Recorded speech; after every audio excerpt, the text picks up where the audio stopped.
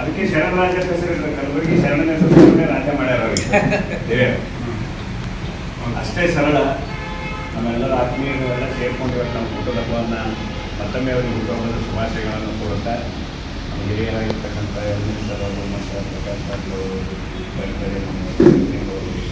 ಎಲ್ಲ ಟೀಮ್ ಏನು ಉತ್ತರ ಟೀಮ್ ಅದ ಹೆಚ್ಚು ಕಮ್ಮಿ ಶರಣರಾಜ ಚಪ್ಪಲ್ ಬಂದಿಯಿಂದ 6 ಹುಟ್ಟದ ತಪ್ಪಿಲ್ಲ ಅನ್ನಂಗೆ ಎಲ್ಲರ ರೀತಿಯ ಸಂಬಂಧಗಳು, ಎಲ್ಲರ ರೀತಿಯ ಆತ್ಮೀಯತೆ